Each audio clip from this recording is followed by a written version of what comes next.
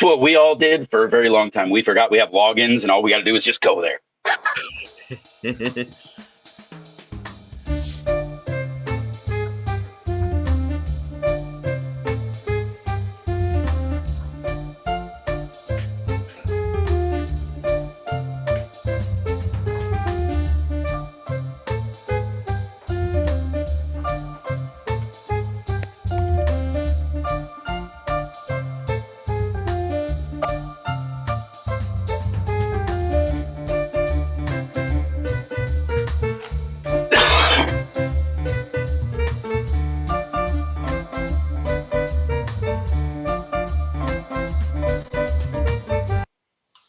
Good morning, everybody. Good morning, Frank and Fluff and Hoobies. They're first. Cheers, chat. Cheers, Major. Hobie. What up? Morning. Cheers, Morning, Sheldon. Major. Morning, Good Sheldon. morning. How's everybody doing today? Okay, We are doing just fucking peachy. Where did that ever saying come from? Just peachy. Like, why does a peach seem happy? What makes a peach happy? Came from Peach Peach fucking Man. happy. Have you ever When been you sad eat a eating a peach? peach? Yeah, that's what I was gonna say. Yeah, dude. I have. Well, Because it It's was like so peaches good, in my. you were just crying tears of joy. No. Oh. It was like one of them was like pretty rotten in the middle and Cheers, white. Double J. I was like, ooh, this Yeah. might be good, and then it was all bit. And they always make my true. all I've sticky. had an unripe peach is also not good. Oh no, an unripe peach is very not good. Yeah. And it's kind of like a kiwi too, you know. It's like that fuzzy in your mouth. Yeah.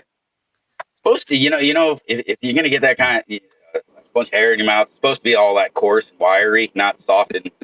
You know what I mean? You know what I'm saying? I'm just saying. It doesn't feel right. It's got the wrong mouthfeel. It's got the wrong fucking mouthfeel, man. it's understandable. Very understandable. And you know what? On this day, we just sit here and figure it out why there is no such thing as. Wait, actually, there is a sad peach. I'm sorry. That's what we just found out. There is a sad peach. There's a fucking sad peach, man. There's a sad peach. You know, just shitty peaches. Hey, look, man. Started off early. I'm old school. There we go. Dab it up. Hold on. Let me go grab the one that I got. Dude, I love those frogs. Right, we'll wait for. I was gonna hit the video, but we'll wait for him to come back. I got that from a fucking local native shop that I didn't even know we had. It's not. I guess it's kind of local. I mean, it's an hour away, but that's kind of cool enough. Yep. Nice. Woo! All right. Shout out to Kingfisher for that one. The small one. The small one. The smell. You know, It's like a cricket on this morning. It's a little cricket. I got some of those Maui runts out that were I'm smoke testing on. It's decent. It's very loud chirps. We'll see how the high is. Maui runs. So what do you get out of it? It's very tropical. It's like Very tropical. Oh, stupidly tropical. Sweet or no? No, sour. Sour. Okay. Mm-hmm. Interesting. So this is Maui Wowie cross to tropical runs. Okay. So it's all of that. It's very much all of that. Cheers, E-Muffs. Cheers, Doctor. Cheers, Bright. Yeah, I was wondering if it would. So tropical runs is what you said, right? I've never been. Yeah, I've never. You know, when it comes to runs, I think I stopped at runs. You know what I mean? None of the offshoots, none of the crosses, and so I mean, if it follows in the you know, the lineage, I can totally see it having a bit of that. Like say, that high fuely, little sour, a lot kind of gassy. Maybe not gassy, but call it fuely. Not so much gas, but definitely a fuel behind it. Cheers, Collective. Yeah, this one very much like that. Nice. And I had 2 phenos of it, and this is actually the first anything runts that I've done. Born Red. Cheers, Red. Good morning. Morning, Red Setter. How you doing? What about you, Frank? What are you smoking on this morning? I am smoking on one of the phenotypes of the Triangle Octane Chaos Kush, the number 3. This round, I actually really like this one more than the other two. What's up, Kingfisher? Nice. Cheers, Kingfish. Apollo 13 waking big. I hear you. What's up, Emuff? I do like this one more than the other two, and they're all 3 very different smells. Between the 1 and the 3, night and day difference. I'm like, what the fuck? And then the 2 is just more so bland. But Yeah, one of those that just came up and decided it didn't want to do nothing. yeah, but it's a good high. It's just not really much for the nose, you know. Yeah, that's the worst, man. That brings me all back to when I met all you guys there at the first fucking booth camp, and I had that absolutely dog shit, fucking nothing to it crescendo, and everybody's like, "This got good high though." I was like, "Oh fuck yeah, there's nothing else. It's got nothing." Fuck. Still mad about that goddamn plant. We were just shitting on that crescendo, but most of the time we were smoking it. And one day we were smoking it, we're like, "This is good. What is this?" It's your crescendo. Shitting all over that motherfucker. That's hilarious. Oh fuck! I'm grinding up some of Yee's Bam right now. So, his Pheno grown by me. Actually, and interesting enough, I was talking about how I think I just kind of, cloning practice got a little wonky on that plant for me. And the new clones in there, I let them fuckers just sit there and veg, right? And let them pick out and restart like a new dominant top. And I cloned those specific tops alone, and that plant seems to be doing much better. So I am hoping that this next round with them, I'm going to give them maybe 2-3 more weeks, and then I'm going to get those flipped again. And I'm hoping that that's really going to kind of straighten out what I seen in them, and I get a slightly better run out of them this round. Because I know this has got more terps, because generally the plant just does, than what I got through this run. And if anybody remembers, man, that thing was in the bed with the Bambi, and the Bambi was just being an asshole and just took over the whole fucking thing. So collective. So it didn't get a chance to get optimized. So I'm really excited to kind of see it's looking almost identical to the BAM right now over there. So I'm hoping maybe it's kind of straightened itself out. So fuck, the smoke's good. Nice. Yeah. Yee says it's not tolerant to grow, but flowers unreal. Nice. All right, let's get that damn frog up.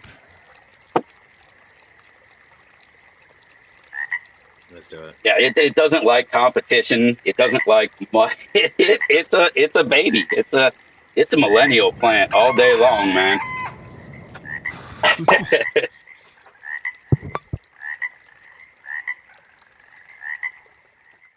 Good morning, Flower Girl. How you doing? Okay, so either we do some flower rosin, or we do a botched press of some yada yada live hash rosin. That's why you're smoking? That's why you're gonna smoke? Yeah. So I botched the press. Okay, this is what had happened. I botched a press of hash rosin. Good morning, Flower Girl. I don't know if I said that yet. The bag, I only single bagged it. I didn't double bag it, and I just folded the extra flap over, right? So, this is the flower rosin you said? Hash rosin, live hash rosin. Hash rosin. Okay. Okay, so basically, I just folded the bag over, right? That's all I did. Had it on top. As I was pressing it, it started to get undone until the point the hash was melting out. Oh no! Right? I collected every bit of it. I'm like, fuck. I don't know. Damn, this sucks. All right. There was so much. Don't get me wrong. Yeah. But I don't know, man. Do it. Just Do it. straight Well, to I'm still gonna trouble. smoke it. Don't get me wrong. See, well, like I said, it was melting out the end, right? So it was still melting. You still did what you were supposed to do with it. It's still You hash. made, yeah, it's still, you're good. I know it's still I don't good. see the issue here, man. Let her rip, there, Chip. I know. I was like, definitely the first time that's happened, and I'm like, I don't know how I feel about this, but I'm gonna smoke it, and it's still gonna get high.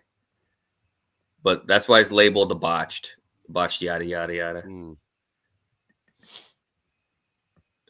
It's just because I botched the press. That's all. The process was great. It was good going in. It was just a press. Meh. I've got some of my. This is some of that 120 dry sift that we pressed. Ooh. Did you have to go in there and decorate it up a little bit? Was that an artistic decision, or did you do that on? I did that last time when I was stirring it. Yeah. I like that when it gets all squishy. I like to poke it. Most of us do, bud. Most of us do. Major January saying put it in a 5-micron bag. Where's the one? Interesting. Oh, maybe I think that's the jar that I stuffed full. That was the jar that was full to the brim. The one that you just like press down. Yeah. I'm not gonna lie, I did that too. I had to be really careful when I started fucking stirring it up and whipping it. But I pulled a chunk out and gave it to a friend, gave some to a friend too, so that helped lower the jar a bit. You know what's interesting is my let's see if you can see the difference. I think you can see the difference in the bottom maybe. So this is my trim bin. Nope, sorry. This is the trim bin. Okay. Keef that I pressed. And then this is the 160 bag. Can you see how much lighter the trim bin is? Yeah. Than the 160 bag. So if you're gonna That's do dry interesting. sift, use your 120 for dry sift. Don't bother with the 160. Just use your trim bin. Nice. Okay, now I gotta remember which lid goes on which. There we go. What kind of resins we got here? Hey, Frank, what was that you were washing? This is a live hash rosin. Was that just a bunch of multiple strains? Yes, it was from the last run. That's why Kingfisher was like yada yada yada, because it's got a little bit of the ice cream cake cross the Black Lime Reserve. It's got some of the Banana Daddy and Banana Daddy Chaos Kush crosses, the GG Wedding Mints, and a little bit of the Triangle Octane Chaos Kush in there as well. So nice. Everything from the last run, it was a bunch of just like trim material and some of the very small lowers that went into a wash. Thank you. But the trim bin dry sift hash, dude, that one's still delicious too in itself. Mm-hmm. I found my trim bin one, and it has more. I can pick out more flavors than I can from the 160. Definitely pick out more flavor in there. It's wild. Well, I think if you were to just do your due diligence with your trim bin, do a little static, separation, just kind of clean up what's in the bottom of there. As long as you make sure you're not, flopping a bunch of, your little leaves and stuff in there while you're taking the top off, things like that, Mm-hmm. you can get a hell of a good product out of it. Yeah.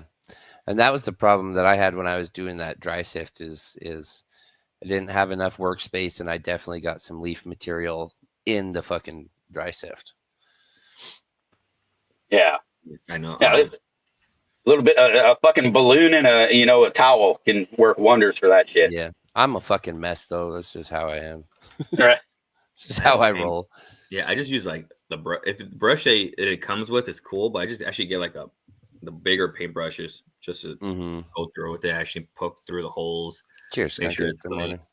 I tell you, I thought I had a great idea for that, and it ended up being a real dumb idea. Was my old lady had an old makeup brush that she cleaned up, but she was done using, and it was Oh yeah, clean and don't nice. use.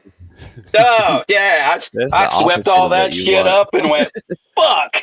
It's all Yeah, right there on the brush, huh? just brush All it right on on his the brush. cheeks. I You was, might I as was well like, just man, I start can't brushing. dab the fucking brush. Fuck. Flower Girl, if I'm doing Mistakes were made. live hash rosin, live hash, basically ice water extract, then I will freeze dry it. Now we had a conversation about doing a half dry trim bin, sifting.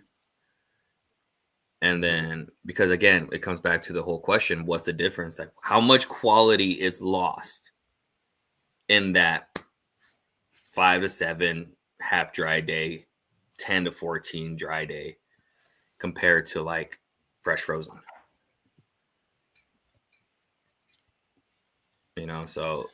So we Yield also definitely make no different. mistake, mistakes were made. Yeah, yeah, you have. When I tried to dry sift that fucking fresh frozen, that did nothing. Nothing was coming off of it. But the dry flour, the fully dried flour, dumped pretty Good morning, good. Shane. So, cheers, Shenny.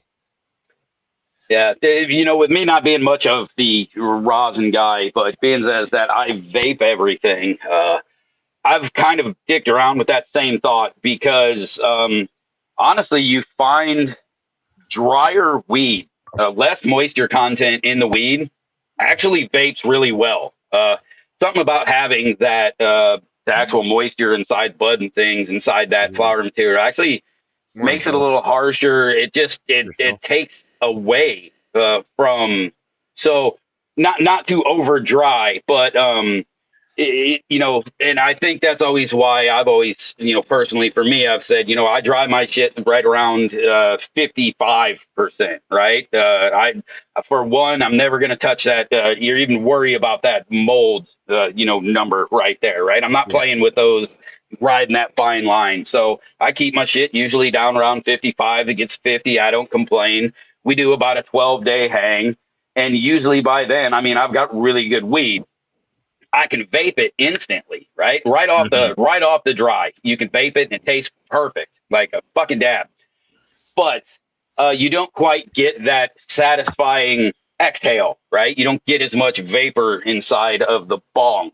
Um, whereas the drier it gets, yeah, you're gonna start losing a little bit of flavor on that. But it's weird because the actual hit and the cannabinoids and things that come off of it now are coming off at a higher rate. So if you can get some crazy terpy shit, kind of let it over dry just a touch. Like to where you would be like, you fucking over dried it, you asshole. Perfect fucking vaping weed. It's weird. But so that's kind of been my standard. So almost, if I give it to a flower person or a real connoisseur who's getting ready to roll that shit up or fucking put it in a bong, I'm like, sorry, it's a little dry. But man, through these fucking ball vapes, dude, there is just nothing like it. I know you play around with it a little bit, Colton. Have you noticed anything like that when you vape? Have you dicked around with the moisture contents in your weed and your vape? I guess is I what I'm haven't. asking. I haven't got there yet. No. Okay, but so I mean, yeah. I'm gonna Anyway, try it. yeah, it's something to look at because it does. I don't know if you've come across that where one of these things it's so terpy it just fucking kind of makes you go ooh whoo ah. It's almost hard to hit. It's so fucking terpy. Very very good. To let that one dry just a little bit and you get a fucking marvelous experience out of it at that point. Sweet. I'm gonna try it for sure. What do you say? Like, because I feel like some of my flowers like a little bit over dried, right? The difference, the reason why I say that is because when I pop it out of the grinder, it's basically like, trichomes, crumbs. But if it has a little bit more moisture, it's like a little bit chunks coming out. Oh, for sure. Yeah. Yeah. So Yeah, mine kind of when you grind it up. Here's if you can see it. Like the consistency is more like a kinetic sand, right? When you grind it, right? So that's what it is. It's a very fine grind, but Flower dust. it's like a kinetic sand. It wants to stick together. There's enough moisture and stuff in it. It wants to stick together, and but it doesn't want to still have those big flour chunks. Hmm. Like you're saying. So right, that's right on the line where it should kind of be. Okay. At least I feel that's where mine has been the best. But also, right, I vape on the very hot end. Right, I'm Hmm. on the end where I'm this close to fucking catching it on Yeah, fire. mine's a So little bit more of a coarse grind going yeah, on. Not quite chunky, but there's like a few. It's like those few. Most of it's pretty consistent, but there's those few random pieces that just get pushed through the holes instead of ground. A little bit. Actually, I was just looking at the Flower dust. flour mill grinder, but then I was like, I'm not gonna pay $100 for a fucking grinder Yeah. right now. One day. Flour grow. You're 475. I got mine at 535, so a little bit lower than Fluff's, but a little bit higher than yours. if I go any higher than what I got, I fucking ignite it every time. Yeah. Yeah.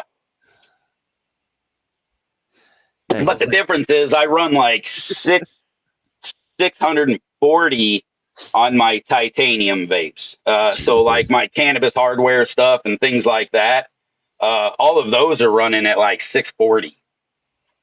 That's kind of the difference. I was so these stainless steel ones that I've got, these come from Cloud Connoisseur. This one's the epitome.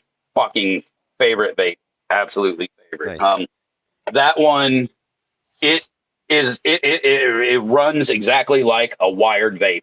Exactly like a wired vape. So my temperatures and everything are fucking standard. So it hits better than my screwball at the same temperature. And that was one of my favorites. But all of my cannabis hardware stuff, the wireless stuff, it's all got to run 100 degrees hotter because that titanium just fucking flashes off that heat so fast. So it just doesn't hold it. So, but Okay, nice.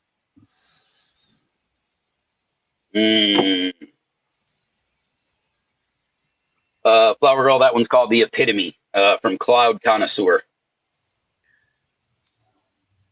Dude, for a second there, I was lost. I'm like, what the fuck are you guys talking about? We were just talking about, My moist opinion, flour and flour dust, and then now you're talking high ass numbers. I was like, oh wait, your vapes got it.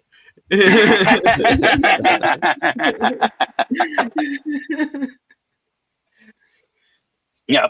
Yeah. So I mean, I guess like one of the questions is, do you guys just throw Bavita packs into your flour when it's a little bit too overdried? I will sometimes.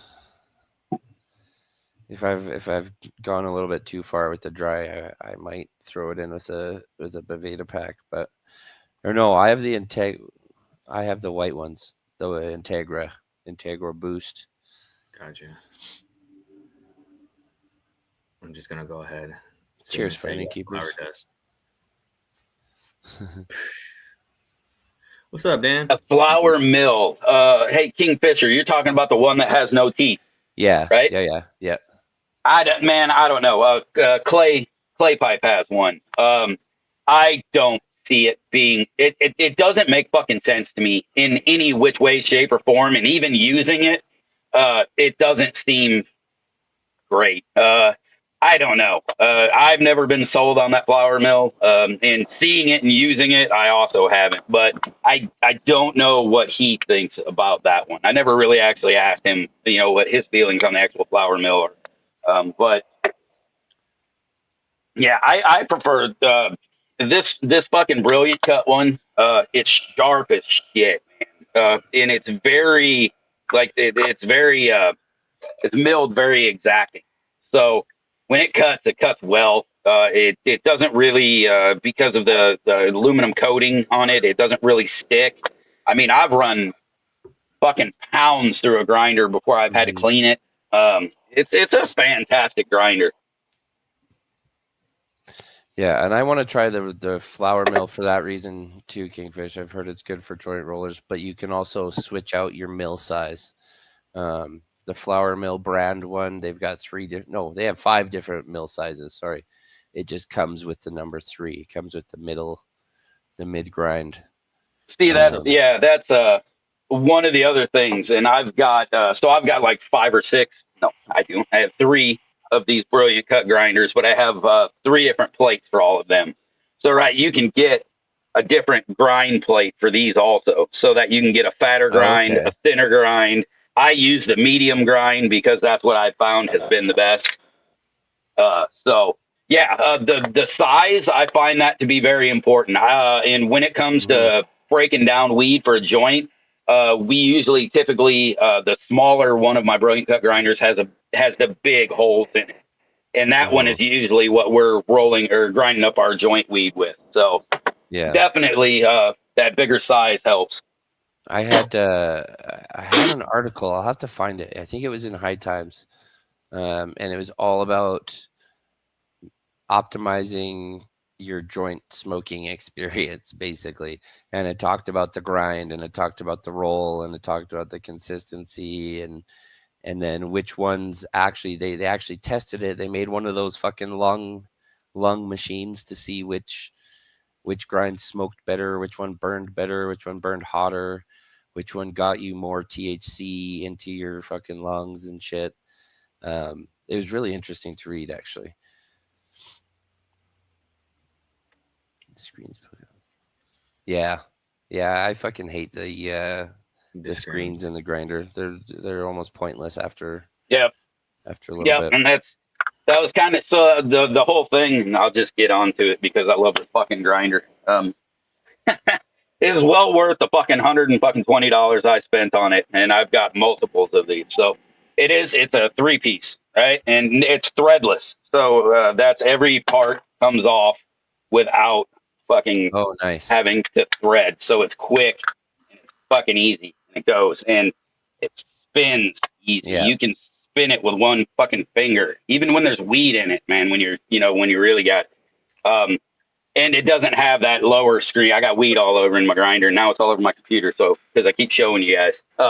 But it doesn't have the screen either. I hate that fucking screen. It always clogged. Never made sense. And I agree. I want all that shit in the thing I'm smoking. I don't want to save it for later because I have plenty that I'm saving for later. I got fucking jars of fucking sift around. I don't need more. No, for real. Yeah, so why do I need that little bit of fucking shitty keef that comes out of my grinder? I don't. And that's just me. I know other people that they're, I remember back in the day, that fucking shit was gold when this stuff was illegal and everything else, man. It just ain't like that anymore. So. Breaking Bud down with trim scissors superior to all grinders, period. Yeah, I would fucking cut my fingers though. I've done it. I'm a fucking multiple times. Like I said, I'm a mess. I don't mean to be, but I'm a klutz sometimes. And I would definitely with the trim scissors, they're so pointy and fucking sharp. It is superior in quality, but let's be honest, man. For as many joints as all of us smoke, ain't nobody got time for that shit. Hey, I know some hardcore guys that's how they've done it. Yeah, that is true, man. 40 years, 35 or 40 years. Then again, man, I know some old school motherfuckers. They will just take a bud, slap it in a paper, roll it up. If it's like the right size, and they can get a fucking paper around that shit, they don't even bother, man. They'll like the end. They don't give a fuck. That's funny. I'm gonna try that now when I got a fucking. I bet the Hawaiian I got a couple buds I could do that with. Right? I'm gonna try it.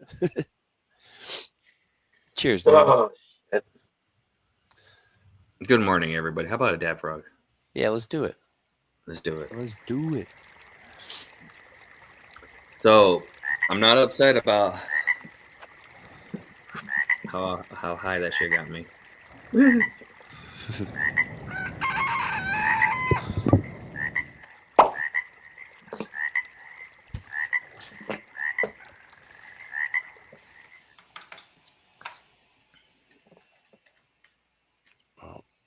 Push the button.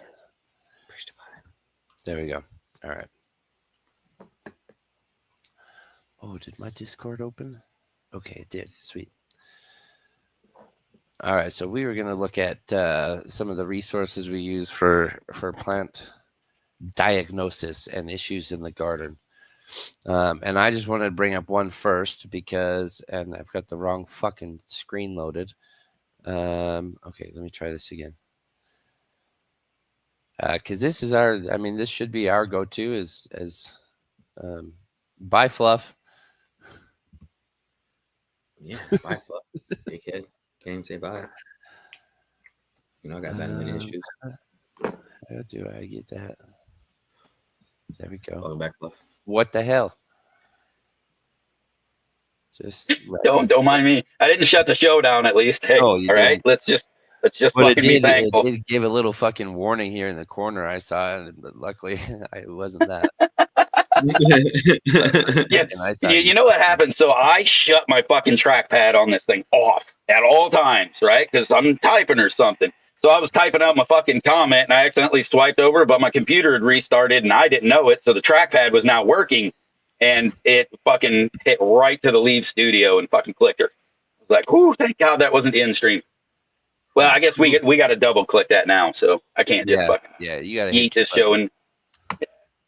All right. Anyway, so we were going back to the stuff. I'm sorry, I didn't mean to fucking show it's all up. good because I had the wrong page anyways, but now we're good. All right, so this is our Discord channel. You all fucking know that, but this is a great resource for fucking troubleshooting garden issues. Right as I was typing this little note in here, looking for some stuff from people, right before I posted that, Kingfish posted a little picture with some of it's got the burnt tips on some of his leaves here on some of the edges, but he also had the fix for it right away. So the Discord by itself is a great resource, and you don't even have to ask your question, your issue. Sometimes you can just scroll through a little bit and you'll see someone's issue that might look similar to yours, and most of the time it's solved pretty quickly by the group, by the community. So I just wanted to shout out and point out Discord as a great resource for seeing. And Lobster had some looking kind of similar with those lighter, almost burnt edges. So great resource for knowledge. And if you can't find something online, it's a good spot to come and ask, because someone in the group might have dealt with it or knows what you couldn't find online. So. Yeah, I'm glad you were talking about it because it was something I wanted to bring up too, and just to plug us a little bit, but mostly for this community. We have a couple hundred growers in this fucking Discord. We talk weed. We you know what? We do a lot of goofy stuff around here, but there's a lot of very passionate. you can see things like the train going on. So there's a lot of goofy, but we do what we can to pass out a lot of information and help a lot of people. We like to see people grow successfully. And there's a lot of passion and there's a lot of answers. There's a lot of woes. We got it all here in this Discord. So come check it out as a quick one. If you can't just find it, come find one of us. There's always someone on here who's willing to fucking help. And there's a lot of years of experience inside of this Discord. So come on in, join up. Let's talk. Somebody go in there and tell Sniff and Armin what they're doing in there. We're live. The fuck? Yeah. You motherfuckers. The fucking old timers, man. All right, they don't know. It's okay. We need to be like really good YouTubers and things, and put out fucking those drops in our Discord when we go live. But we're bad at this whole YouTube thing. So yeah. If we can get a link to the Discord channel, please, into the chat. Yeah, somebody in chat, please put hey, somebody tell fucking Artman and Sniff to fucking hop off there and drop a link in for us. Yeah. Let me get one of them real fucking quick. I was also going to shout out to Artman and also to Smut and Crispy. I saw yesterday Artman had posted something about, I think he posted a couple days ago, but Smut and Crispy are not doing their show any longer. But Artman's gonna kind of pick it up and do a different show with Seed Person. But yeah, just shout out to Smut and Crispy. You guys did a lot of good for the community. I don't know if it was 2 years you guys had your show going. I know you guys gave out a shit ton of beans to the community. So just a shout out to you guys. Thank you guys for what you did and contributed to the community. And your show will be missed for sure. Absolutely. I wish I was more lurker. I used to catch their show more when I was less busy, but that was one I always tried to catch the replays when I could and things like that because so, there's a lot like us. There's a lot of good people show up on their podcast for some, and a lot of excellent information. There's been many a times I was like, God damn, I wish this was live so I could fucking talk. So yeah. And hopefully, hopefully we still get to see them hanging around the community, in, out, and around, They definitely have a lot of great content worth rewatching too. Oh, for sure. Yeah. So there's always that. In the meantime, all right, back on track. Diagnosing. So I just flipped to flower last Thursday, right? Going into it, did your final sprays, IPM, because we don't spray anything in flower. Looking over everything. Now, at this point, do you guys think, or do you guys believe, like, you're more like paying attention to each plant, just trying to see like if anything's going on around this time, like the first few weeks of flower?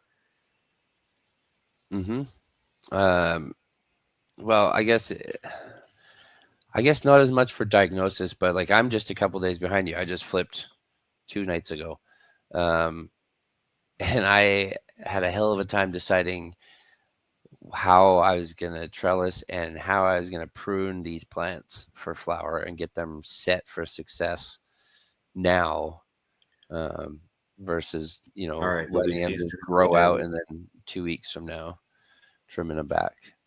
Yeah. Right. I don't know if I would say I pay any more attention. I kind of do. I try to put my hands on my plants every 2 to 3 days, regardless. Whether they're seedlings, whether they're just in the flower or anything. I have been very outspoken where I say that I believe the veg is the biggest thing that's going to set you up for success in flower. So sitting there and making sure every section of veg is going well, it is more important to me than, kind of that first couple weeks of flower. Yeah, I'm going to be paying attention because I do know a lot of the plants that I like. It can be a bit sensitive, right? So I'm going to be fucking looking for nanners and shit. Other than that, but that's why I'm looking every couple days. But same thing. That's just in my routine, right? It's just every couple of days we're in there, we're touching them, we're looking at them, we're inspecting them. So, but no, I believe that the very first part of growth. I mean, it's like your childhood, right? As adults, we're fucking flowering. Look how beautiful we are. But as kids, we're the fucking veg, right? We're coming up. Everything we're doing, growing up, makes us successful as adults. So that's kind of how I think of that. And I see the plants the same way. You grow a small scraggly plant, you're going to get small scraggly fucking buds, right? It's how it works. You got a big badass plant, you have big badass buds. Health. It's all about the fucking plant health. Some of them, they are just scraggly, right? That's just the genetic of the plant. But when it comes down time to it, if you set one in a solo cup and let it do its thing and then fucking take one and put it in this goddamn bed and let it just rock, there's going to be 2 way different plants, so it's all in that fact, how it has been taken care of, and doing that and gets into the identification, right? You start looking at some of these, like Kingfishers was, right? Those yellow leaves and things. And you're like, oh, fuck, what is this going to affect? Because this is what is this like when I think about an issue like this and how major this issue might be. Did that plant just lose a finger? Or did it lose a fucking, up to the Yeah. elbow, right? How successful now can it be in adult life because of what I'm seeing now? Good part with that plan is it's hamstring now, but we can possibly fix it, right? We have a little more veg time. We can do these things. So we can just kind of fix that issue, right? Just like we can as now in life, right? Get a fucking mechanical arm, right? Make it fucking work. So we can fix that issue, but it's all about knowing how and what that issue is. So first thing is, when you search, you got to be. I've always said, and this is my thing that I would like to just get out to people is when you search your information, don't take the first thing that looks like your thing. If you see something and you're like, "Oop, nitrogen deficiency," do a little more searching. Go down that page, look at your plant, look at the description. Do they match exactly? When it says that issue started from the bottom of the plant and moved up, did yours? Did you pay enough attention to know that's what's actually happening? Or is your shit fading out because now you don't have magnesium in your plant, right? Because they have a very similar look in the end, right? The two way different things that need to be handled two way different. So knowing, looking, how is it coming in? Is it coming from your veins? So read these descriptions, make sure you're looking at your plant and you know how this happened, and do your due diligence. Because yes, they have apps where you can just take a picture and it'll tell you exactly what to do to your plant. And 90% of the time they're fucking wrong. So don't use that. You can use those. They are a great tool because they get you in the ballpark. But scroll, keep looking, do your research. It ain't the fucking first thing on there, almost never. So that's just what I wanted to get across to people is just focus on the details, both what you're searching and your plant, because that's how you're going to find the actual problem. Hell yeah. Right. Yeah, right. Exactly, Kingfisher. But do you know how many? I mean, we all know at least one who would have been like, "Yep, that'll work," and has fucking done it, and will swear by it, and will take a picture after the fucking cinnamon didn't work, and been like, "What's wrong with it now?" All right. So,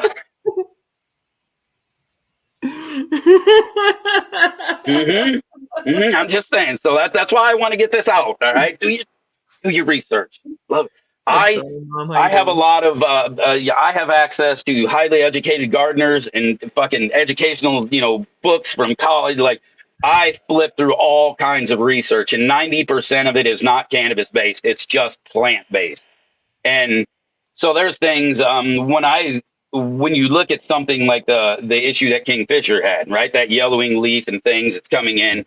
That could be from dry spots. So you could say, hey, that's a magnesium problem right there, right? It's just boom. We'll say that's a magnesium issue. I'm just gonna throw that one out. Yeah, right. We're just gonna go on that one for a minute.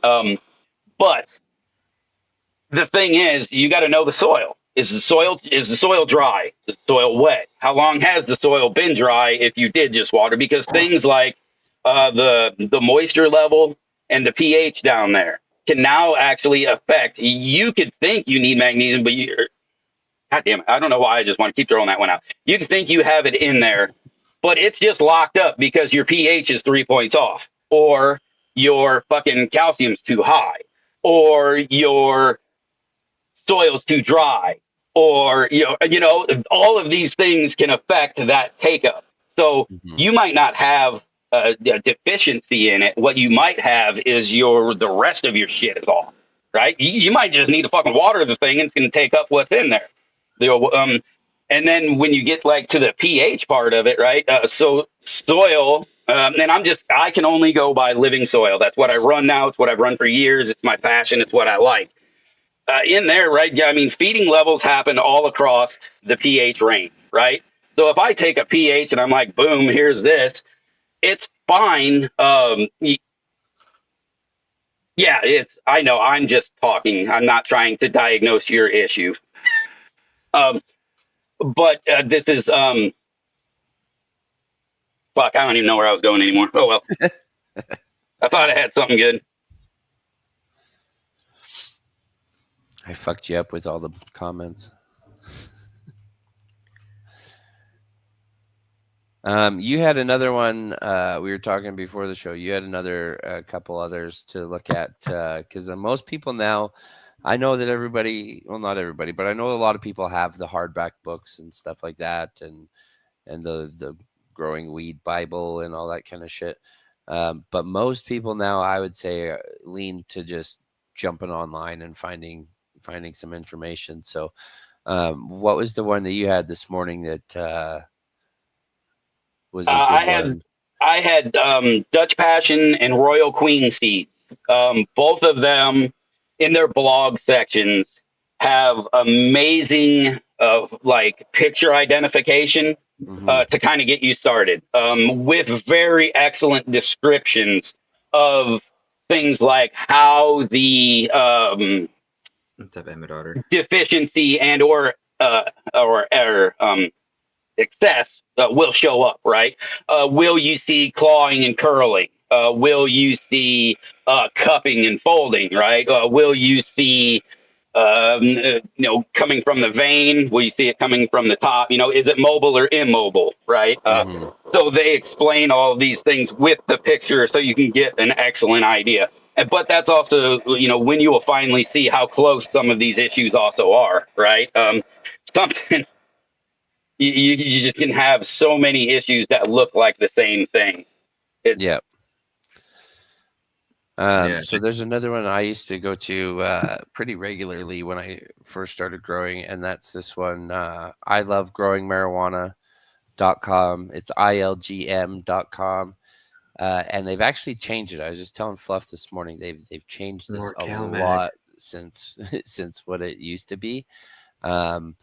They got really big. They got hooked up with some seeds, and now it's a very much sales forward website, but it's still set up pretty good. Like if you look down here, what are your goals? What kind of effects are you going for? And then they recommend strains based on that. But what I was trying to find here this morning is they have up here their forum and their resources. Something's wrong with their website. I'm guessing it's got to do with their new look. Like they're probably just having some back end issues because none of their resources work right now. I was trying to get to, if you go down here at the bottom, they have resources and guides. Their guides are really good. Like you said, they have pictures for almost everything. They've got pictures of bugs. They've got pictures of molds. They got pictures of deficiencies and toxicities and stuff like that. So when their website is working, this is a great resource to use. But the thing I wanted to look at here this morning is this is new. They have an AI grow assistant here. And I know that we had Potent Ponics was on probably over a year ago now. I don't remember how long ago that was, but he was talking about developing an AI for the grow. And this, yeah. I think for certain things it can be great, but I also think this is also like can be a rabbit hole of fuckery. Yeah. You can probably get some bad input because it's going to give you an answer for every question you ask it. Yeah, so however deep you're going to let this thing drive you nuts, this thing will continue to fuck with you. I'm actually a little sad because of the fact that when my computer crashed and took shit on me, I had kind of insider access to Steve's AI system that they were doing, and I was playing around with it a little bit, using it here and there to make up some recipes for some ferments, things like that, getting some interesting information. And then I remember one time it got shut down, and I was all like, oh, man, fucking they took my access away. But I think they were working on it because I went back like a month later, and it was up again. And I don't know how well his is going, but it was a really cool resource, very, very specific, too. So... That's interesting. But yeah, like I said, it can be a slippery slope because if you're Yeah. somebody like, all right, man, a fucking day and a half later, I only saw a half or a small bit of that nitrogen getting taken up from that plant. I'm going to go and ask AI again and say, all right, now my plant's a little bit yellow, and now Yeah. now it looks a little more streaky, and now it's going to tell me to put something else on it. But See, it's just the fucking that's exactly what I was getting at here. I just put in, I have leaf burnt edges on my fan leaves. What should I do? And then it says, burnt leaf edges on your cannabis plant leaves are often a sign of nutrient burn, which happens when the plant is getting too much nutrients. To address this, you should first flush your plants with pH water, remove any excess nutrients from the soil. After flushing, reduce the nutrient concentration in your feed solution. See, that is not, to me, that is not the first step in right. that. You need to, like, it doesn't even say to diagnose what the problem is. It just says you Hurry up and got nutrient burn, flush your shit. yep. And that's it. If you say something where it recognizes that moniker Yeah. or that thing, it's going to be like, oh, burn means too much. That means flush. Yeah. Well, nope. So this is very much like, so for my job, I do a lot of, I have to find blog images for our blog 4 times a month and shit like that. And looking for very specific images is very much the same thing. You have to know what cues or what keywords to give this thing if you want to get accurate or decent information back out of it. Right. And what if you meant actual burn? Like, what if literally your leaf is fucking crispy? Mm-hmm. That's that thing, right? Because maybe your fucking lights are too close to your goddamn plant. I said burn, motherfucker. Like, burn. Yeah. Yeah. So right. It's you have to be. It's like asking the genie for a fucking wish, man. You better be real goddamn specific, or you're gonna have a really big rooster standing next to you. Excuse me.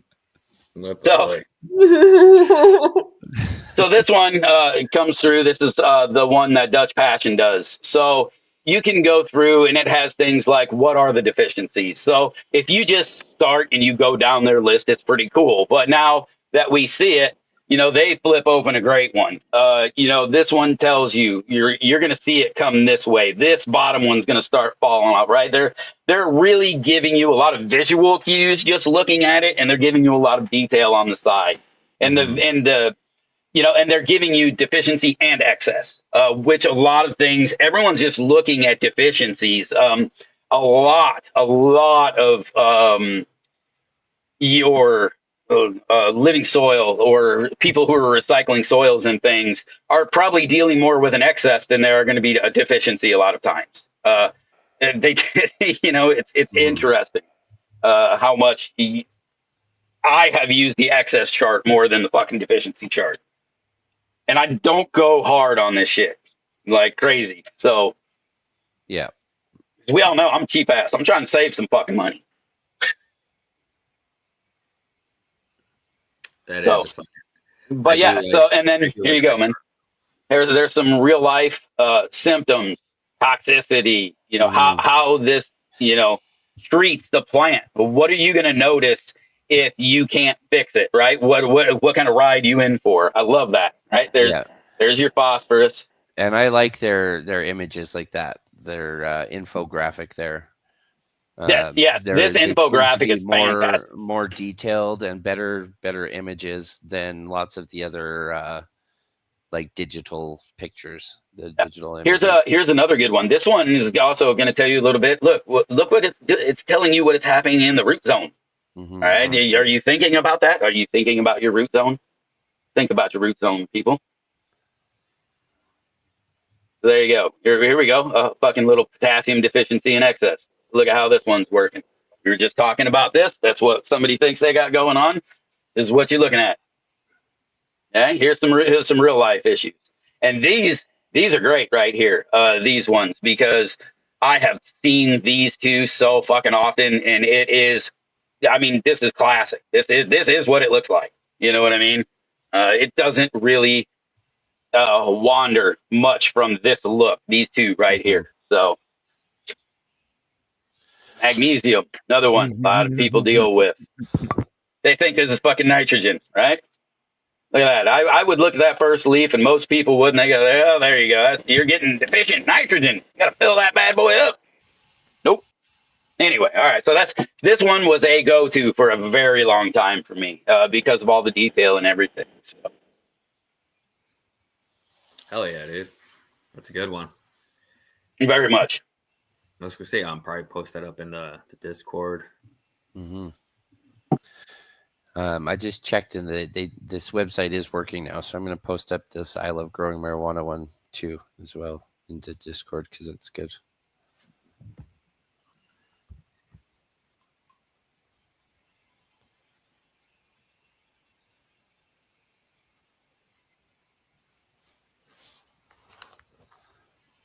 What would be Frank, what would be your go-to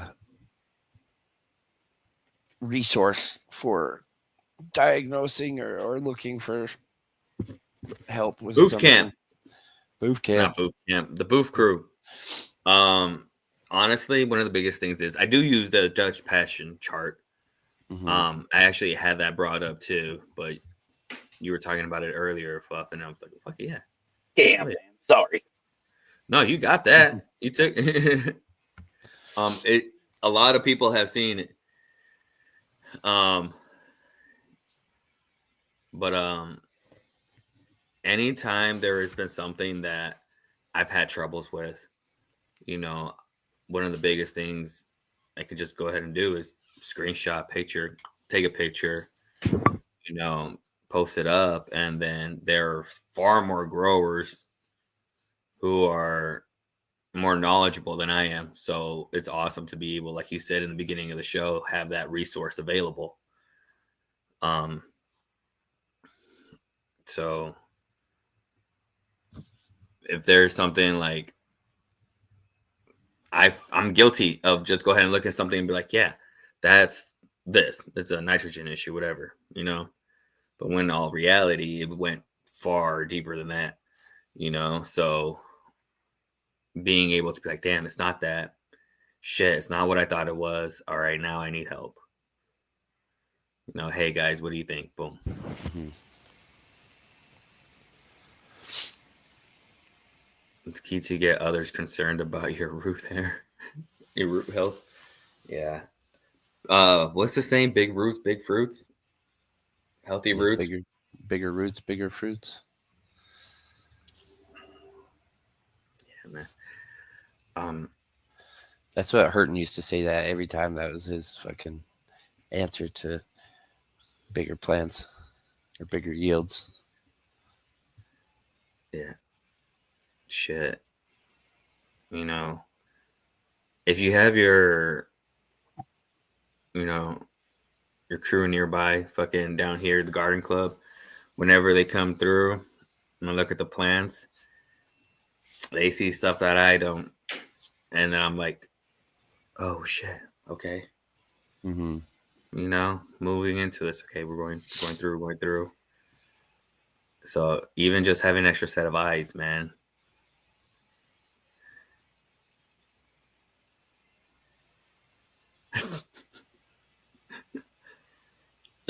Those aren't burnt tips, man. Those are fucking little brown hairs after I pollinated it. Although it definitely, look, that is a magnesium deficient plant right there. Fucking, you can see that bigger than shit. But that was also very, very fucking new growth. And so it was coming right off the tip. I thought it was a cool picture, honestly. Just kind of had some fucking style to it. It's a nice picture. Right, it's not the healthiest thing, but this guy had some cool colors and shit. Man, Instagram is fucking with my photos. I've been trying to post a bunch of good macros lately, and Instagram keeps fucking whitewashing my photos. It's annoying as fuck.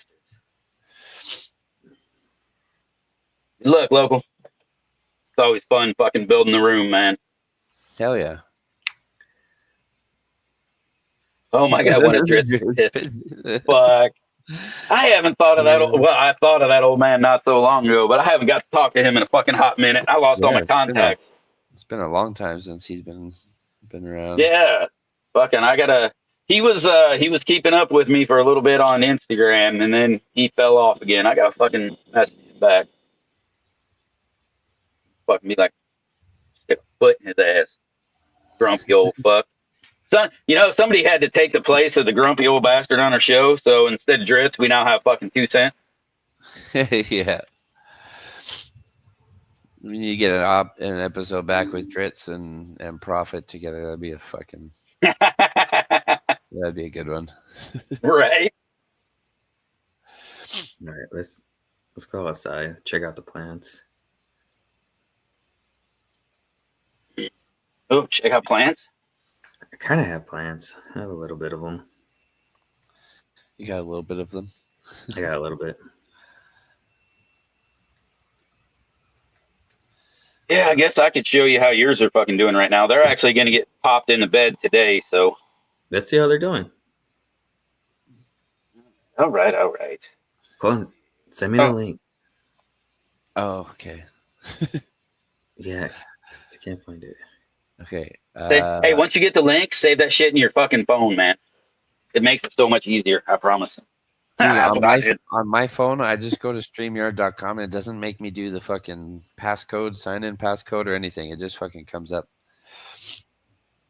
Well, yeah, but that's why I had to save it to my bar. That way. Oh, gotcha. Yeah. Yeah, cool person. Okay, I'm gonna send it right to you, Frank. There. Booyah. There it is. I heard it. Oh, that's too fast. I was gonna get a fucking. All right, yeah, nice cat. Dab frog, quick. Hold your horses. We're dab frogging. Just wanted to show everybody my pussy. What? Why? Why did it have to echo too when you said that? Can you hear me now? Yeah. Yes, sir. Okay. Well, that's fucking. Oh, okay. Now I know why, because I muted it on this one. When was that, ye? I missed that one. That's hilarious. The episode where Dritz what? Took his shirt off and walked around. Oh God, I remember that. I don't know what it is about this one right here. This is one of those blue thunder bombs, and it's been. Yeah. It's a nitrogen hungry plant, but I fucking just love the way this thing looks. This one is kind of talking to me. So, fortunately, I'm going to do the thing, and I'm going to take care of it a little extra better than the other ones. This one, fucking perfectly happy with the amount in there, and we have a bit of fucking tip burn action. This one just loves life. Fucking doing great. Same with this one. This one also, I kind of have my eye on. I like the shape. I like how healthy it loves my soil. Just been rocking. Happy plant. All of them seem to be doing pretty good. I said, this one, everybody got watered real heavily right before we started the show. So you can see some of them fucking are a little bit droopy. I'm kind of recovering right now. This one I also, just because it's short, it's squat, it's got fat leaves on it, interested. So, but so these are all Franks, and I've been mistreating the shit out of them. These are the Chaos Fish testers. But the thing is, these are going to go in the bed, and these are not until they show me sex. So these ones are actually going to get real nice. Gave them just a little bit of extra feed and shit. So they're recovering real nice. I kept them inside of these little pots. The other day I was going to show everybody. This one's not. See, this one, like everybody says, man, they just kind of have a hard time. Some of the other ones were rooting a lot better. But this one has been real happy. I'm going to take this tall one here out of this. It's been the one that's kind of been the happiest out of the 3 that are still inside of here. This one's getting chucked. It never was happy. That one's getting planted. I think I'm going to plant this one here. Like I said, they're all recovering just a little bit. I fed them all. Yesterday. Fed them all a little bit yesterday. So, but once they get in the bed, they're just going to fucking explode. And I've been trying to kind of keep them a little bit shorter because I want to get these ones to show me sex before these get out of hand. So, but the bed's got to get mowed like every 2 to 3 days. So, I did chop this down. You can see this giant yucca inside of there. Ah, fucking asshole. Hey, look at that big ass yucca root. That's it's one of the things I may have to go through some of my no-till seeds. Some of the things that they put in those no-till packs, I don't need. These big, deep diving roots and things like these. I don't really need those. My cannabis roots go all the way down to the bottom of the bed. I don't need to break up the soil. It's not compacted in any which way, shape, or form. It's nice. It's loose. It's loamy. So there's no reason for me to put in the big ass kind of ground breakers, which was kind of what those are for, right? Break up the ground, give it some aeration, and do that kind of thing. So I might have to go through those packs and just shuck out some of those seeds that I don't need and just go ahead and put them outside where they can do actual benefit. But so that's what I got going on now. Just wanted to show. But yeah, Frank, so I'm very interested to keep the update on these. The triangle octane has been awesome medicine for us around here. And, I just fucking love growing stuff from our community. We got a lot of great heads in here who know good weed. So time to see what fucking Hindsight's got. Woohoo! Want another shot of my pussy? Oh damn! I'm really excited for you. All right, man. Let's get to your garden. Here we go. It's like day 4 or 5. 4 flower. Shout out Kingfisher for letting me borrow his Jild. Nice. We have clones of everything that was from the last run, minus like the for sure testers that I just threw out. I didn't like the triangle octane. Chaos had no flavor to it. Tossed that out. The Banana Daddy Chaos Kush. That was like the lowest of the two. Tossed that one out.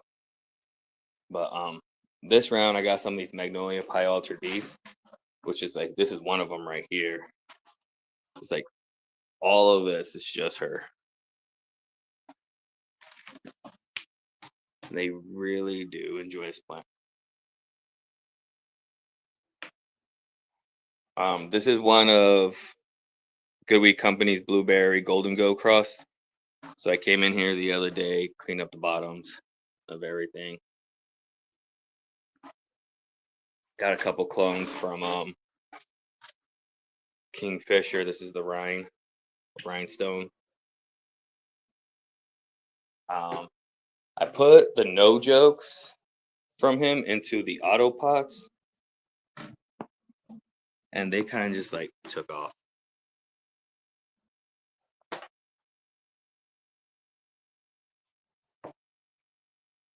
Well, this one definitely did. In the 40-gallon that has a thirsty earth, there's a reservoir for the auto pot and thirsty earth. So this is the 40-gallon soil. I just have one single plant in here. This is a Magnolia Pie Alter Beast. What is that? Is that 2 emitters, one on each side? Nets? Did you say yes? I'm sorry. 2. Yeah. It has two Okay. cups. One here, and then the other on the other side.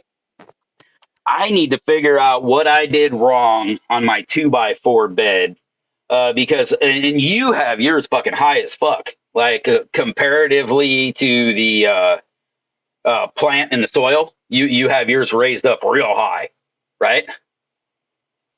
That's just right here. No, I'm sorry, not your emitter, your reservoir. Yeah. Yeah, that's fucking pretty high up there. So I was having an issue with it flooding my 2x4 bed. It doesn't flood my 4x8. I've got I got like 8 emitters. in my 4x8, and I had 2 in my 2x4. But for some reason, it would flood my fucking 2x4.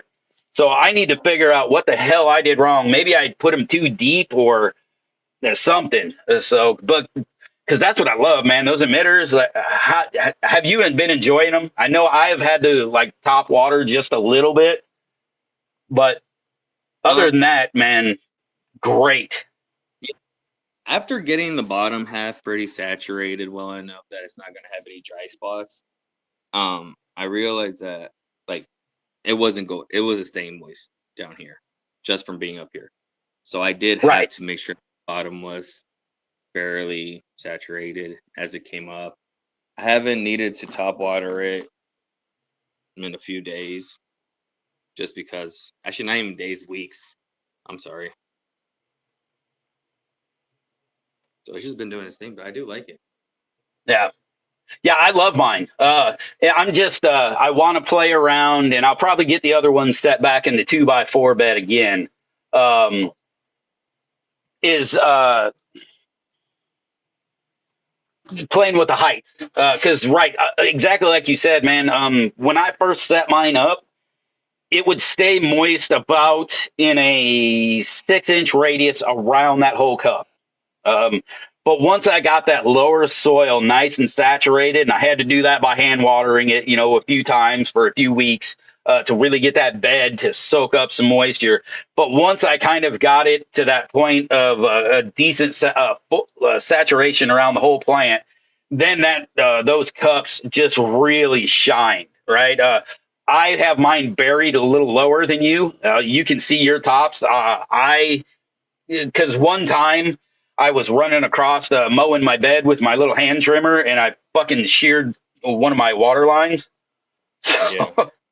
So I buried all mine down there, so I wouldn't do that again. So mine are lower, so my top half gets dry.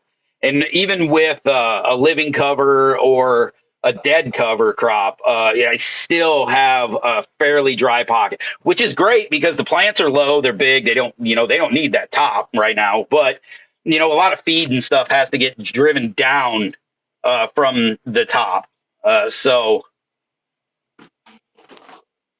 A little roots. So I like to keep the top moist. Moist. Yeah. Earth boxes, fucking shout out to Thunder Dan for those, man. They have always been a winner. Like, as far as growing and planting them, having any, because as long as you make sure that the forest build up after like a short little dry back, you're good. Double J asked why the fabric. All yours are the grassroots with like the plastic line, right? Yes, these have that liner inside. Yeah. So not traditional fabric. Yeah. So these all have the liners in them. These are the plastic pots in here. Yeah, those are the plastic like nursery throwaways. Yep. So this plant is the one looking great, dude. Hell yeah. Yeah, this is the one that I'm over here looking at. Something's up. What's up? Looks hungry. What's going on here? I know. What you got?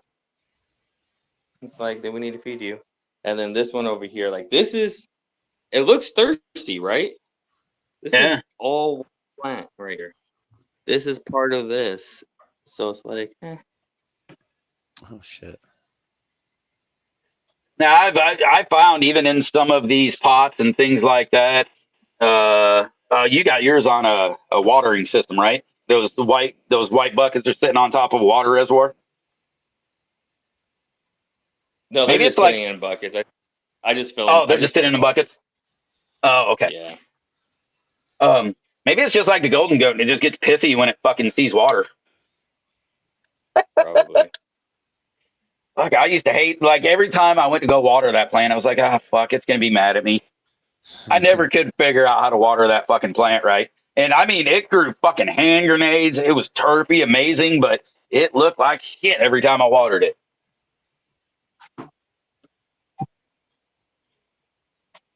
Yeah, there's gonna be a lot of defoliating happening here. Yeah, there is. But mean, just a little pluck every now and then. Bloop, bloop, bloop, bloop, bloop, every day. Not too much. Got to get the club up in there to give you a fucking hand. Make that a Cheers, fucking G-Bay. couple-hour project. You know what I'm Oh man, I'm just gonna be in here lost and dead to the world. It's fine. saying? One thing different from the front compared to the ones before is that these are not actually gonna be taller than I am. So we're gonna be taller than the plants this time. I always say that too. We'll find. We'll see if I can do it any better than you can. I don't know about that one's probably gonna grow out. I'm not gonna lie. Already making excuses. Well, I don't know about this one. That's the only one I'm looking at right now. Is this one? I'm like, Hey, I was thinking you have what do you have? You have one fucking dragon in there, and then the chilled. yeah. Are you gonna do the red light cycle over that section that you can? Yeah, over this one. Yeah. So are you going to use that red light? So how long do you give it? 30 minutes? No. 15. Oh, really? And yeah. Hmm. I recently Yours is saw what? Nothing. I was gonna say yours like has an automatic cycle, right? Like yours is like a program in the program. I can actually do it in there and schedule it myself too. Like Yeah. the recipe I'm making right now for that is one that I made for myself. Cool. Okay. Cool. Yeah. I've done the 30 minutes at night, and I had great luck with it. So that's just why I was wondering how much you're using. And I Yeah. kind of did the same thing. I only have one light in there that does it, but it covers like a very large area. So I kind of hope it's just kind of drifting off to the others. But basically, only the ones right under it are getting the real benefit from it. So Mm-hmm.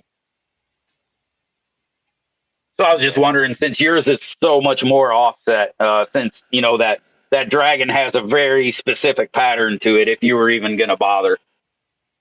Yeah, I mean, this side basically kind of gets it a little bit here too. Yeah. But Yeah, the cast off to about the first bar of your fucking light is probably what gets it. Hell, you can probably see the difference in the plant now if you look at it. You fucking stand right where you're standing, you can probably kind of You see the almost difference, can.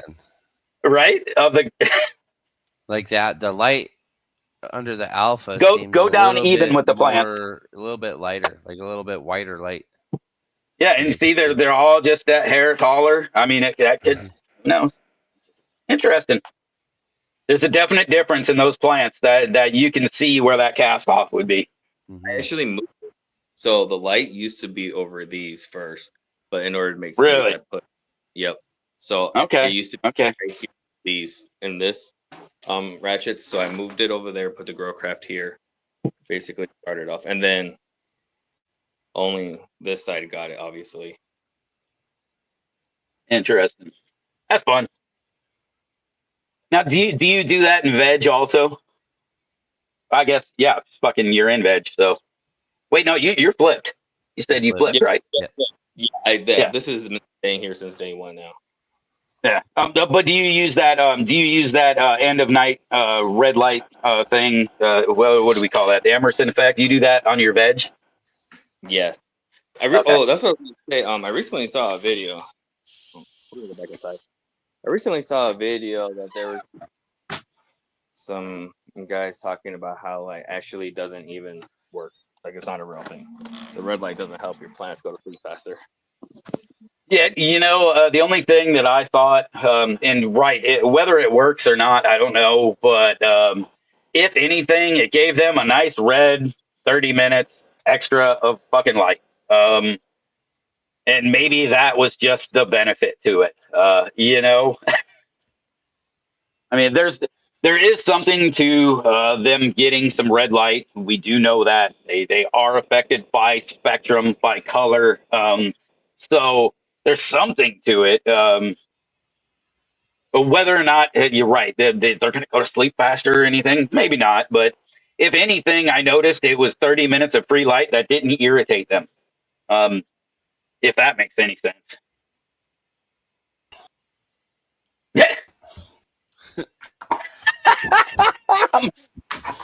That makes sense. Yeah. So I don't know. Chill, bro. I was just outside. The fuck? Yeah. I've always kept it at 15 minutes. You know, after the lights go down to 0% because it goes from 100 to 0 at the sunset. Good morning, G-Bay. I didn't see you in the comments. My bad. I didn't see any of the comments. But goes from 100 to 0 and then blast the red for 15 minutes from 70. Right now it's 70% down to 0. I don't have it at 100 yet. But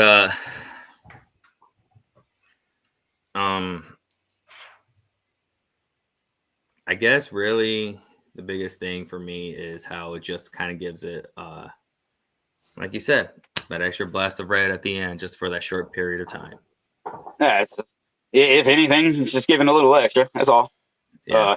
I've got mine, and I like the thought of it that maybe the Emerson effect's bullshit. I don't know, but I've got mine set to where I've got what is it, the 730, I believe, is what the red light for that is, right? Is 730 at the end? Yeah. All right. Okay. Yeah. So I've got that set, so it ramps up Maybe 10 minutes into the cycle, run, and then my natural light shuts down, and then the red light runs for 30 minutes. So it technically only runs for 40 minutes out of the day, but it runs for 10 minutes as a ramp up at the end of the day, and then only for 30 minutes. So, and I had great luck with it. The run that I did under that was my last Black Forest and BAM run with the communion in there. And man, that shit came out, all that stuff came out banging. Had real great luck, real nice, healthy plants, no issues. So I'll probably continue to do it. Doing that from other runs, just noticed happier plants. Not like significantly, just something just a little bit nicer. So it was just something I noticed. That's all. Is so for the price of I think they're like maybe 50 watts. For an extra 50 watts for 40 minutes. Whatever little thing I saw, I feel is worth it. So that's why I'll continue to run that. I did only do it like during the flower cycle though, so I do want to start doing it for the veg because I can feel that maybe there might be that benefit there. So I think after the show, actually, I'm going to set my fucking cycle up. Yeah, man. How about we get a dad frog then? Yeah, buddy. I literally just moved the mouse right over it when you said that. Let's do it. Cheers, everybody.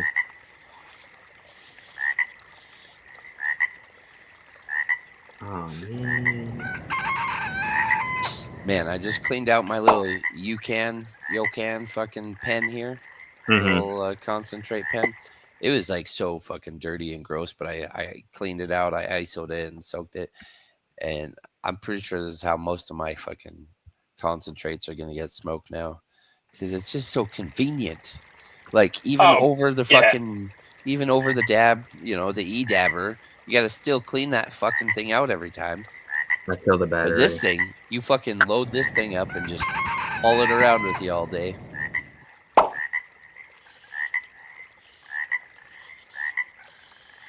Captain Blackheart, how you doing? So let's see, Captain Blackheart. That red, the 730 is. I don't believe it's in normal lights. That is something that they add to more of the high end lights. They do add it passively in some of them now, in very small form. But depending on what light you have, it's hard to tell. But most of them don't do it because it was either no benefit. It seems to be an efficient light. When it comes to a diode, it seems to be efficient. Yeah, that's my Floraflex can. If I got a controller for it, I wonder if I could tune it. But what really, I think what they were trying to equate that to is I believe that's the kind of color of the sunset. That's that's when you're getting those deep hues at the end and beginning of the day, and so that's where I believe the Emerson effect come from. They were trying to kind of do that with the lights also. I So believe. yeah, the far red that I have in the alpha go is 730.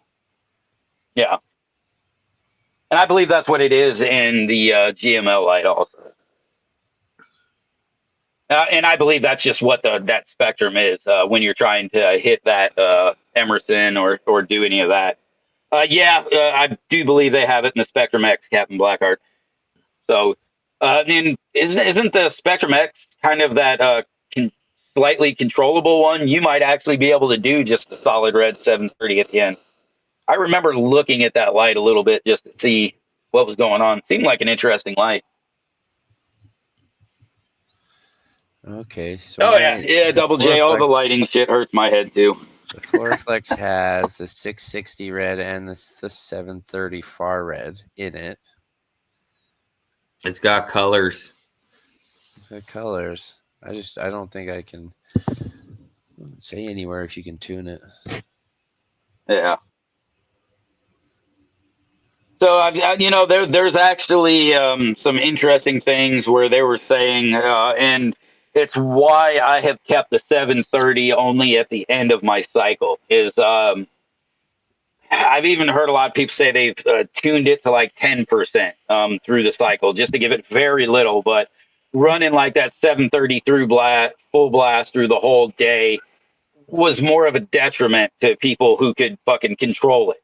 So having 730 just generally in your light may or may not be the best thing. Having it controllable, and that's just, like I said, that's just, you can Well, one of follow the a biggest. white paper any way you want, right? One will tell you one way and one will tell you a different. So it's just whatever research you want to put into it, you'll find. So like basic, I guess kind of like basic terms. The blue helps with foliage. The red helps with stretch. Bud growth, right? Not bud growth, but stretch. The red really seems to help with the vigor inside of the plant. The blue really helps that foliage kind of stay tight and fucking packed and strong. So Captain Blackheart. So that's just one thing that I would suggest that you kind of look at when you're growing, because I think High and Tight's done the same, and I've done it. If you can turn that off and only use it at small parts of your cycle, seen more of a benefit from it rather than keeping it on all day. And that was the biggest difference this time around in this flower. And the reason why I was saying, like, emphasizing, hey, these plants are not going to be taller than me this time around, is because I reduced the red from beginning of the flower to actually maintain tight node spacing. I love it. I see a lot of these, even science are finally bringing their prices down to more manageable. So I definitely know once I start replacing lights in my room, I wish fucking Flyzon would get on it and make a tunable one. I love their lights. Sorry, I love their fucking cheap ass lights. They work great. But if they don't get on it, then I am gonna look into. Man, I can't decide if it will be science or GMLs. I mean, GML kind of fits in there. The profile of the science lights are just a little bit awkward. I like what do they call it? The Raging Kush. Yeah, I like that profile of light, and that fits better in my room, I think. But right, I would love to be able to kind of do the spectrum. I just want to be able to play with the blues and reds, turn them on and off, run that cycle like it would be kind of more in the season. I love that. It makes sense to me. Whether or not it would do anything amazing, I don't fucking know. But it would make me happy. So, and if I'm happy, my plants are going to be happier. Fair. Right? Do that. But like you said, the blue, have you noticed, right? You giving it more blue, so you're seeing more squat, more fucking nice foliage. Are you noticing that difference? My red, I'm looking at my recipe right now. It shows you all the percentages. I'm sorry, you're not going to be able to really see, but it shows you all the percentages, the intensities of cool, white, red, far red, and all that stuff. My intensity for the red itself is only up to 40% in the first 3-4 weeks of flower. That's what I'm doing different this round. Last round, I had it up to 70. Did you notice the stretchier plant? That's why they were taller. Yeah. Interesting. Why are your plants taller than you? Because are we running some of the same phenos? Lack of training and a lot of red. I'm like, do your thing. Are we running the same phenos now, or at least some of the same plants? Okay. Clones of all the same phenos. Excellent. Okay, so nice. This is kind of a 1-to-1 fucking comparison for you then. Excellent. But I guess not yet. You would have to run the cloned plant. You ran the tap-rooted plant, now a clone plant. You'd have to run one more clone plant to really. Yeah. Technically, because there is that difference between the tap-rooted plant and the clone plant. So. Some of them get fucked up. Man, I feel like the tap-rooted plant is the one you really just got to maximize on. I agree, man. There's something special about the tap-rooted plant. A seed plant, the very first generation of that plant, there is something special about. Some of them, though, they do really pop after you clone them. I've had one where, it was okay. It was like, fuck, we'll give this a round. It's better than I have. It's better than stuff that I have right now, but I'll quickly replace this.